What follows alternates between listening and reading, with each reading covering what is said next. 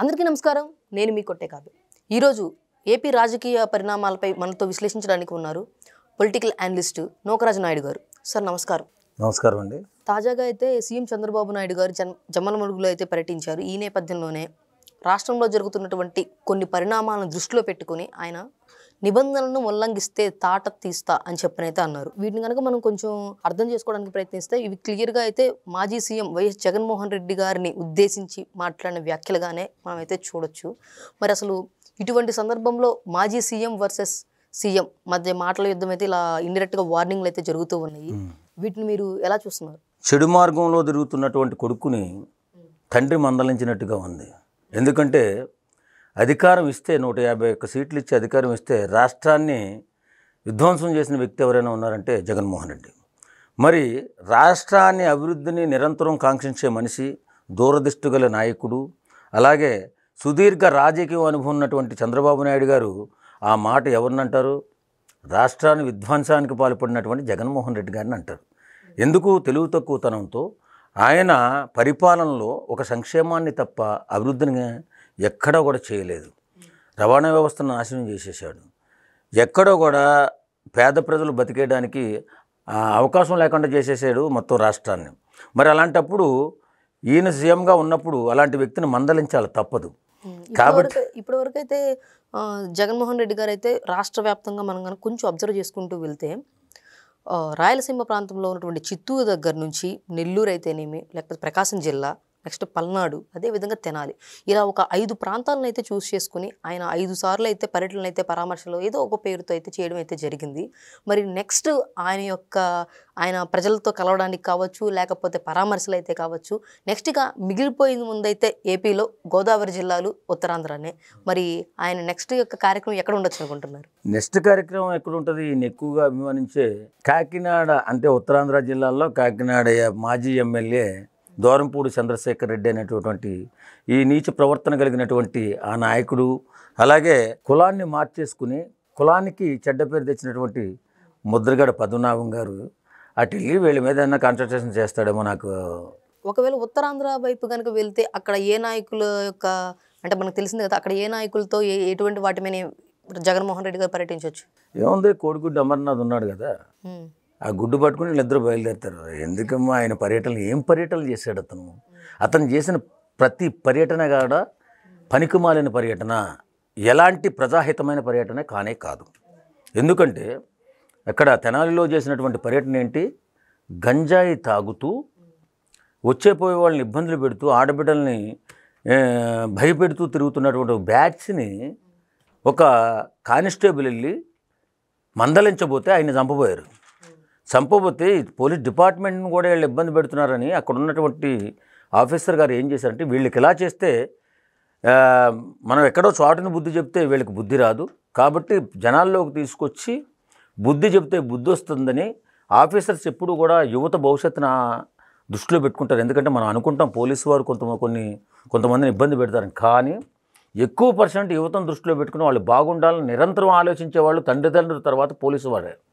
అలాంటి పోలీస్ డిపార్ట్మెంట్లో ఉన్నటువంటి గొప్ప వ్యక్తి ఒక ఆయన ఆలోచించి వీళ్ళని ఇలా కాదు బహిరంగంగా శిక్షిందామని వాళ్ళని జనాల్లోకి తీసుకొచ్చి ఏదో 4 దెబ్బలు కాళ్ళ మీద దాని మీద కొట్టి బుద్ధి వస్తుందేమోననేసి వాళ్ళు ప్రయత్నం చేస్తే పోలీసు వారు చట్టాన్ని చేతుల్లో తీసుకున్నారని చెప్పేసి పెద్ద 5 సంవత్సరాల ముఖ్యమంత్రి చేసినటువంటి వ్యక్తి వీళ్ళని పరామర్శించడానికి వచ్చినటువంటి ఇంత తెలివి తక్కువ నాయకుడిని నేను ఎక్కడా చూడాలి. మీరైతే ఇప్పటివరకు గోదావరి జిల్లాకు వచ్చేసరికి ముద్రగడ పద్మనాభం రెడ్డి గారు కావచ్చు, లేకపోతే ద్వారంపూడి చంద్రశేఖర్ రెడ్డి గారు కావచ్చు, వీళ్ళ పేర్లు ప్రస్తావించారు. అదేవిధంగా ఉత్తరాంధ్రకు కనుక వెళ్తే గుడివాడ అమర్నాథ్ గారి గురించి చెప్పారు. మరి ఈ మధ్యలో ఇంకేమైనా, అంటే ఎంతో జగన్ గారికి నమ్మకస్తుడుగా ఆయన ప్రేమను పొందేందుకు కృషి చేస్తున్నటువంటి పేర్ని నాని గారికి సంబంధించిన మచిలీపట్నం అయితే ఉంది. మరి సో అక్కడికి కూడా ఏమైనా వెళ్ళే ప్రయత్నాలు ఉండొచ్చా? ఇప్పుడు జగన్మోహన్ రెడ్డి గారు ఎంత అమాయకుడు అంటే, నిజంగా పేర్ని నాని ఈ మన వైఎస్ఆర్సీపీ పతనానికి దశమ భాగం పేర్ని నానియే.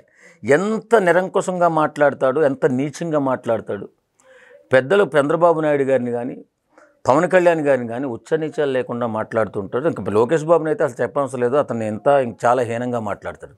అలాంటి దుర్మార్గమైనటువంటి ఒక పేర్ని నాని మరి వెళ్తే ఆ ఏరియాకి కూడా వెళ్ళొచ్చు. పేర్ని నాని కూడా కొంచెం జాగ్రత్తగా ఉంటే మంచిది. అంటే జగన్ గారి పర్యటనలు అంటే అమ్మో భయపడాలి అనేలాగా. ఖచ్చితంగా ప్రతి పర్యటనలో కూడా ఏదో ఒక అన్యాయం జరుగుతూనే ఉంది. కొంతమంది చనిపోవడమో, కొంతమందికి యాక్సిడెంట్ అవ్వడమో జరుగుతూ ఉంది. ఈసారి ఎవరు గురవబోతున్నారో మరి ఎవరికి తెలుసు. వాస్తవంగా మనం పరిశీలన చేస్తూ ఉంటాం కాబట్టి, టీవీలో చూస్తుంటాం కాబట్టి. రెండో పర్యటన బెట్టింగ్ యాప్లో డబ్బులు పోగొట్టుకుని జగన్ బాబు 175 గెలుస్తాడనేటటువంటి ఉద్దేశంతో పాపం పందాలు కాసి చాలా కుటుంబాలను సర్వనాశనం చేసేసి తన కుటుంబాన్ని కూడా నాశనం చేసేసుకుని ఆత్మహత్య చేసుకున్నటువంటి ఒక వ్యక్తి దగ్గరికి పల్నాడు జిల్లా ఆ వ్యక్తికి మళ్ళీ విగ్రహం పెట్టడం, ఆ విగ్రహాన్ని ఆవిష్కరణకు మాజీ ముఖ్యమంత్రి రావడం. ఎప్పుడు సంవత్సరం క్రితం చనిపోతే అదే నేనేమంటున్నా, ఎంత అనాగరిక పర్యటనలు అంటే, ఎంత అనవసర పర్యటనలు అంటే ఇవి. మాజీ ముఖ్యమంత్రి అయ్యి ఉండి కూడా ఆత్మహత్య చేసుకుని, అందరినీ అన్యాయం చేసి ఆత్మహత్య చేసుకున్నటువంటి ఒక వ్యక్తికి విగ్రహం పెట్టి ఆ విగ్రహాన్ని ఆవిష్కరణకి వెళ్ళి అందులో ఇద్దరు సాగుకు కారణమైనటువంటి వ్యక్తి జగన్మోహన్ రెడ్డి. మూడో పర్యటన చూద్దాం. మామిడికాయ పర్యటన. తోతాపరి మామిడికాయకి 12 రూపాయలు గిట్టుబాటు ధర రావాలని పర్యటన. అది ఎప్పుడు మామిడి సీజన్ అయిపోయిన తర్వాత ఇంకా ఏ పని లేదురా, ఏం చేయాలి రావా అని ఆలోచిస్తున్నట్టున్నాడు, లేకపోతే ఎవడో సలహా చెప్పుంటాడు.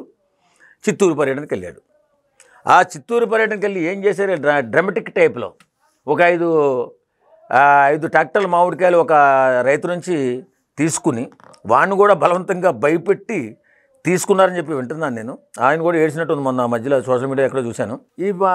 ఈయన వస్తున్నప్పుడు కొద్ది దూరంలో కొంత ఆయన కాన్వాయ్ ఉండడానికి ముందు 5 ట్రాక్టర్లు ఓ సినీ షూటింగ్ లెక్కలో వరుసనే ఇలా ఎత్తుకుంటా పోసుకుంటూ పోవడం, ఆయన తొక్కుకుంటా జగన్మోహన్ రెడ్డి గారు రావడం.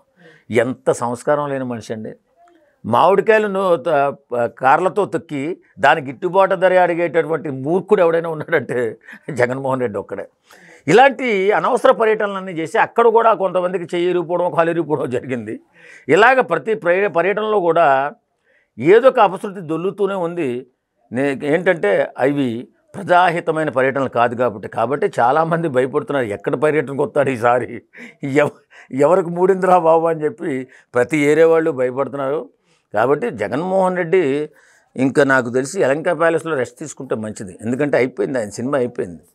ఒక చేతగాని ముఖ్యమంత్రిగా, ఒక తెలివితేటలు లేని ముఖ్యమంత్రిగా, అసలు ఎవరి మాట వినని ముఖ్యమంత్రిగా, ఎక్కడా కూడా ఏం జరుగుతుందో తెలుసుకోకుండా భజన పనులను దగ్గర పెట్టుకుని భజన చేయించుకుంటూ యలంక ప్యాలెస్లో పడుకుని నిద్రపోతూ ఉండేటటువంటి వ్యక్తి ఇంక పూర్తిగా ఆయన రాజకీయాలు దూరంగా శాశ్వతంగా దూరం అయిపోయి ఆయన యలంక ప్యాలెస్లో విశ్రాంతి తీసుకుంటే బాగుంటుందని నేను అనుకుంటున్నాను. ఓకే, సో మొత్తానికైతే జగన్మోహన్ రెడ్డి గారిని అయితే బెంగళూరు ప్యాలెస్కే పరిమితంగా ఉంటే బాగుంటుందని మీరు అభిప్రాయపడుతున్నారు? అంతే కదమ్మా, ఇచ్చిన అవకాశం రాజశేఖర రెడ్డి బిడ్డ కదా అని 151 సీట్లు ఇస్తే రాష్ట్రాన్ని 10 సంవత్సరాలు 15 సంవత్సరాలు వెనక్కు తోసేశాడు.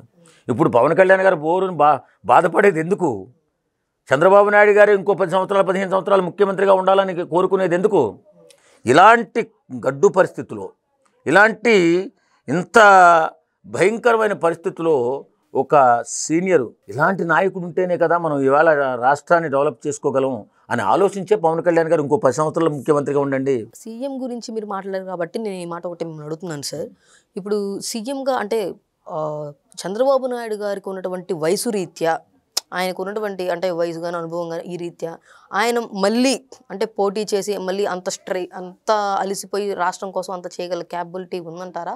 ఒకవేళ ఆయన లేకపోతే నెక్స్ట్ సీఎం అభ్యర్థిగా ఎవరు వస్తారు? అంటే లోకేష్ గారు అయితే టీడీపీ నుంచి మనకు వినిపిస్తున్న పేరు, మరి జన సైనికులు అయితే లేదు పవన్ కళ్యాణ్ గారే ఉండాలని చెప్పని కోరుకుంటున్న పేరు. సో దీని గురించి మీరేమంటారు? ఇది చాలా అవివేకంగా ఆలోచిస్తున్నారంటాను. ఎందుకంటే ఆయన ఒకవేళ కష్టపడి పని చేయలేకపోయినా ఆయన ఫోటో ముందు పెట్టుకునైనా సరే సమర్థవంతంగా పరిపాలన చేయగల వ్యక్తులు ఇప్పుడు మన రాష్ట్రంలో మన లోకేష్ బాబు ఉన్నాడు, పవన్ కళ్యాణ్ గారు ఉన్నారు. కానీ ఆయన అలసిపోయాడని ఎప్పుడు అనుకోకండి, ఆయనకు అలసటే లేదు. ఆయన అలసిపోయిన రోజు ఆయన రాజకీయాల నుంచే కాదు శాశ్వతంగా కూడా దూరం అవుతారని చెప్తాను నేను. ఎందుకంటే అలాంటి గొప్ప వ్యక్తిత్వం ఉన్న మనిషి చంద్రబాబు నాయుడు గారు మనకు ఉండాలి. ఆయన సీనియారిటీ మనకు ఉపయోగపడాలి. రాష్ట్రం ధ్వంసం అయిపోయింది, దాన్ని సక్రమ మార్గంలో నిలబెట్టాలంటే ఆయనే ఉండాలి. లేకపోతే పవన్ కళ్యాణ్ గారికి ముఖ్యమంత్రి కాకూడదని ఏమైనా ఉందా? ముఖ్యమంత్రి చేయాలని ఎవరికైనా ఉంటుంది, వాళ్ళ అభిమానులకే కాదు పవన్ కళ్యాణ్ గారికి కూడా ఉంటుంది ముఖ్యమంత్రి చేయాలని. కానీ కానీ మన శక్తి సామర్థ్యాలు సరిపోనప్పుడు, మన తెలివితేటలు సరిపోనప్పుడు తనైతే బాగుంటుందని ఆలోచించే కదా ఈవేళ ముఖ్యమంత్రిగా చంద్రబాబు నాయుడు గారు ఉండాలని అంటున్నాడు. కానీ ఇప్పుడున్న పరిస్థితిలో మన పవన్ కళ్యాణ్ ముఖ్యమంత్రి అయితే బాగుంటుందా, లోకేష్ బాబు ముఖ్యమంత్రి అయితే బాగుంటుందనే ఆలోచనే వద్దు. రాష్ట్రం ఇబ్బందుల్లో ఉంది, అది ముందుకు తీసుకురావాల్సిన బాధ్యత వీళ్ళ ముగ్గురి పైన ఉంది. Thank you. Thank you.